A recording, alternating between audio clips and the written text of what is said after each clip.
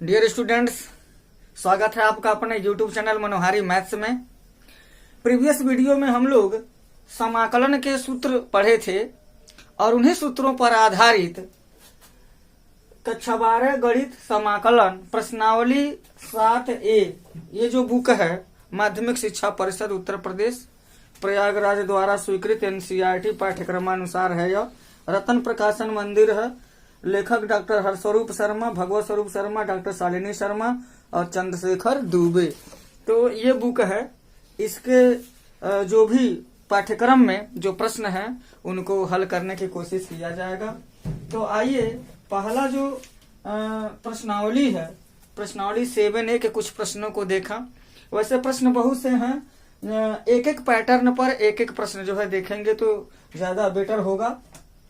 और खास करके ये कोशिश करेंगे कि प्रश्न सामने है तो उस प्रश्न को हल करने के लिए किस सूत्र का प्रयोग किया जाएगा, समाकलन का कौन सा सूत्र यहाँ पर लगेगा, इस बात पर विचार किया जाएगा। तो सबसे पहला प्रश्न ले लेते हैं। यहाँ लिखा है कि इंटीग्रेशन x⁻⁶ dx। तो सबसे पहले हम विचार ये करेंगे कि यहाँ पर फलन कौन सा है, फॉर्मेट कौन सा है। तो फॉर्मेट है integration x⁻n dx equal to x⁻n+1 upon n+1+c। Constant तो लगता ही है। तो यहाँ ये जो सवाल है इस सूत्र पर आधारित है। तो सूत्र हमारा क्लियर रहेगा तो जो भी प्रश्न आएंगे हमारे परीक्षा में, कंपटीशन में, उसको सूत्र के अनुसार उसको हम जोड़ सकते हैं। तो यहाँ पर इसको समाकलन करने के लिए हम क्या करेंगे, x⁻n dx का जो फार्मूला है x⁻n+1, मतलब ये है कि जितना पावर है उसमें एक जोड़ दिया जाएगा और उसी से भाग दे दिया जाएगा। तो यहाँ पर हो जाएगा उत्तर हमारा x⁻7/7 हो जाएगा +c। ये पहला प्रश्न हो गया। यहाँ प्यारे बच्चों, सवाल लगाना उद्देश्य नहीं है, प्रश्न को सूत्र के अनुसार जोड़ना उद्देश्य है। यानी कि सवाल को देख करके सूत्र की पहचान कर लेंगे, वो प्रश्न हल करने का उद्देश्य है।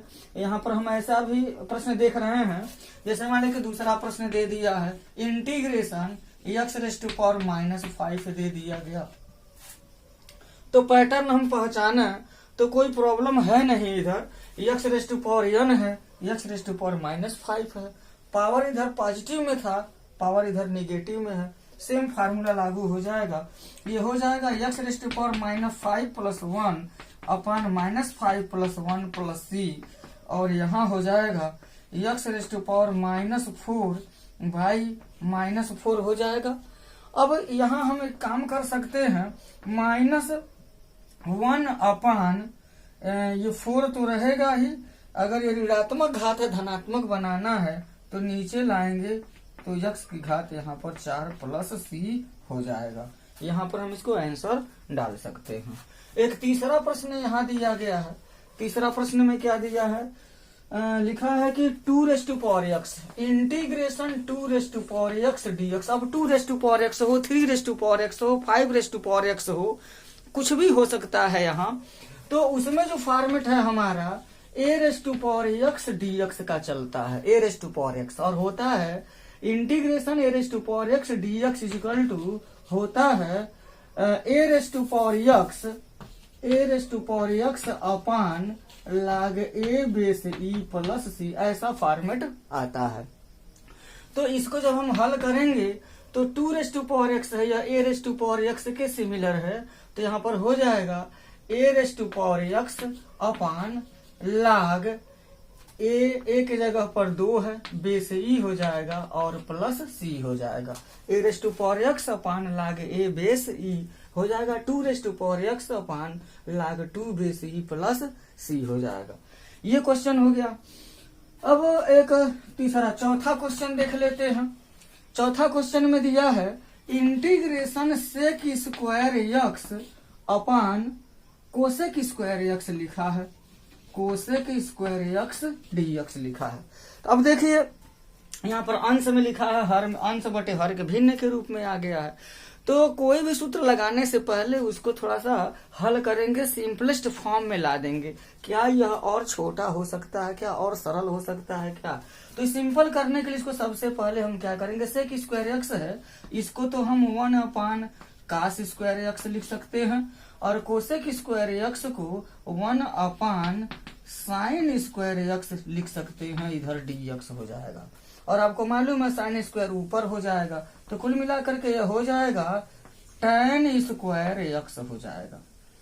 tan square sine square x upon cos square x equal to tan square x, यह डी एक्स हो जाएगा। अब यहाँ देखिएगा tan स्क्वायर एक्स का डायरेक्ट फार्मूला हमारे पास नहीं है। आप पढ़े होंगे कि d d x of tan x equal to होता है सेक स्क्वायर एक्स, तो इंटीग्रेशन होता है sec square x d x बराबर हो जाएगा tan एक्स हो जाता है। tan एक्स का डिफरेंशिएशन सेक स्क्वायर एक्स का इंटीग्रेशन tan एक्स होता है। तो यहाँ पर tan स्क्वायर एक्स आ गया है, तो इसको हमको सेक स्क्वायर एक्स में चेंज करना पड़ेगा। अब चेंज कैसे होगा, एक सरल समीकरण है 1 + tan स्क्वायर थीटा बराबर होता है सेक स्क्वायर थीटा, उसी से यह चेंज हो जाएगा। 1 + tan square theta equal to sec square theta, तो tan स्क्वायर थीटा बराबर हो जाएगा सेक स्क्वायर थीटा -1। तो इंटीग्रेशन tan स्क्वायर एक्स को हम लिख सकते हैं integration sec square x -1 dx। अब देखिए ये फॉर्मेट मिल गया हमको। अब यहाँ पर दो फलन, एक सेक स्क्वायर एक्स है और एक -1 है, तो इसको हम क्या कर सकते हैं, अलग अलग integration sec square x dx minus integration 1 dx हो जाएगा। अब ये बराबर क्या हो जाएगा, सेक स्क्वायर एक्स का जो इंटीग्रेशन होगा वो होगा tan एक्स, और माइनस एक्स के सापेक्ष जब 1 का जब हम समाकलन करेंगे तो क्या हो जाएगा, एक्स हो जाएगा, और एक कांस्टेंट सी लग जाएगा, यहीं पर यह आंसर हो जाएगा। तो मैं बताना चाहूंगा कि कैसे इंटीग्रेशन 1 dx की वैल्यू x से आ गई है। प्यारे बच्चों, 1 को हम लिख सकते हैं x⁻0 dx, और x⁻n के फॉर्मेट में यह आ गया है। तो क्या हो जाएगा, जब इसका हम इंटीग्रेशन करेंगे तो x⁻0 + 1 x⁻n + 1/n+1, तो x⁻0 + 1/0+1 बराबर हो जाएगा x/1 बराबर x हो जाएगा। तो x के सापेक्ष 1 का जब हम इंटीग्रेशन करेंगे तो x आएगा, y के सापेक्ष अगर हम 1 का इंटीग्रेट करेंगे तो भी जो है y आ जाएगा। तो इस तरीके से इसको हम समझ सकते हैं। नेक्स्ट क्वेश्चन पर चलते हैं। आइए नेक्स्ट क्वेश्चन देखते हैं। Integration 2x² - 3 sin x + 5 √x dx, इसकी वैल्यू प्राप्त करनी है हमको। तो सबसे पहले हम ये तो जाने हैं कि इंटीग्रेशन f1x प्लस अगर f2x dx दिया हो तो करना क्या पड़ता है हमको, integration f1x dx plus integration f2x dx कर सकते हैं।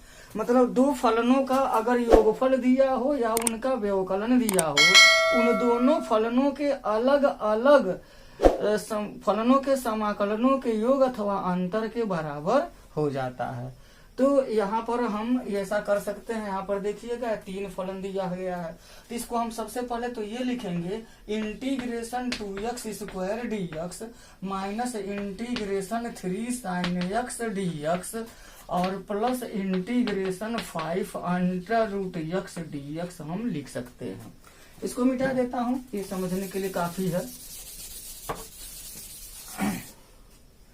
तो अब यहाँ क्या हो जाएगा, यहाँ लिखेंगे बराबर, फिर करते क्या है, एक और रूल है, इंटीग्रेशन kf(x) dx दिया हो, मतलब कोई फलन हो और वहां पर कोई कांस्टेंट भी हो तो कांस्टेंट को बाहर निकाल लेते हैं। पहले कांस्टेंट को बाहरिया लेंगे, x इंटीग्रेशन f(x) dx लिख सकते हैं यहाँ। और हमको मालूम है कांस्टेंट कौन है और वेरिएबल कौन है, उसमें तो हमारा निर्धारण हो ही जाएगा, बहुत आसानी से हो जाएगा, बहुत पहले से पढ़ते आ रहे हैं। तो यहाँ पर क्या हो जाएगा, x² तो वेरिएबल है लेकिन 2 कांस्टेंट है। अब 2 को हम बाहर निकालेंगे तो 2 integration x square d x minus 3 integration sine x d x plus 5 integration under root x d x हो जाएगा।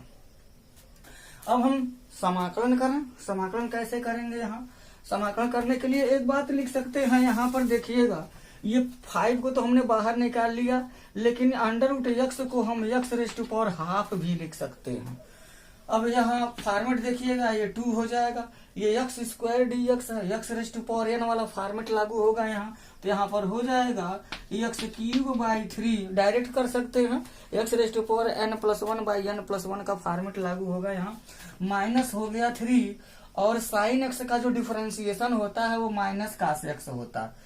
इंटीग्रेशन साइन एक्स का डिफरेंशिएशन कास एक्स होता है, साइन एक्स का इंटीग्रेशन माइनस कास एक्स होता है, तो यहाँ पर हो जाएगा माइनस कास एक्स, कोष्ठक में लिखेंगे इसे, और प्लस हो गया यहाँ पर 5 into x raise to power half plus 1 by half plus 1 plus c लिख दिया जाएगा। अब यहाँ पर क्या हो जाएगा 2/3 एक्स क्यूब माइनस माइनस मिल करके हो जाएगा प्लस, हो गया 3 cos x plus 5 into x raise to power, ये हो जाएगा 3/2, यहाँ पर भी हो जाएगा 3/2 प्लस सी, यहाँ पर लिख सकते हैं 2/3 x cube plus 3 cos x plus, ये ऊपर जाएगा तो गुणा हो जाएगा 5 दूना 10/3 x raise to power 3/2 plus c हो जाएगा।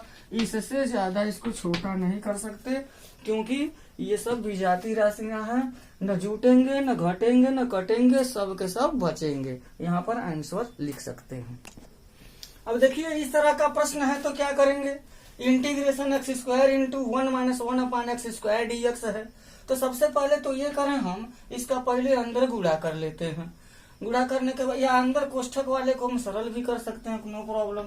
एक्स स्क्वायर इंटू हो जाएगा x square minus 1 by x square d x हो जाएगा, एक्स स्क्वायर से एक्स स्क्वायर कैंसिल हो जाएगा, integration x square minus 1 d x हो गया।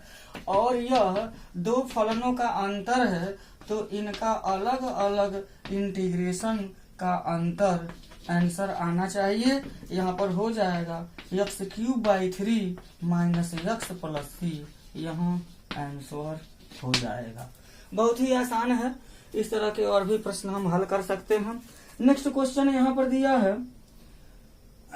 1 अपान डी एक्स अपान इंटीग्रेशन डी एक्स अपान सेक एक्स दिया है। ये अब देखिए ये किस तरीके का प्रश्न है, इसको तो हम लिख सकते हैं इंटीग्रेशन 1 अपान सेक एक्स डी एक्स लिख सकते हैं, और यह इंटीग्रेशन हो जाएगा कास एक्स डी एक्स हो जाएगा, और कास एक्स का डिफरेंशिएशन होता है माइनस साइन एक्स, लेकिन कास एक्स का जो इंटीग्रेशन होता है वो प्लस साइन एक्स होता है, यहाँ हो जाएगा साइन एक्स प्लस सी, यहाँ आंसर लिख सकते हैं।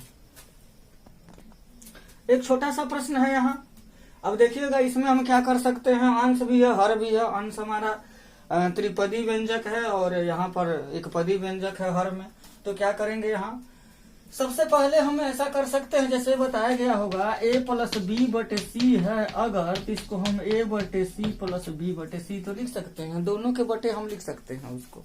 ठीक वही काम यहाँ पर कर देंगे तो हो जाएगा x cube by x square plus 5x square by x square plus 4/x square d x हो जाएगा। ऐसा कर सकते हैं। अब हम इसको ऐसे भी तो कर सकते हैं, जब इसको हल करेंगे तो x हो जाएगा प्लस 5 हो जाएगा और plus 4 into x raise to power minus 2 हो जाएगा, इंटीग्रेशन है dx है।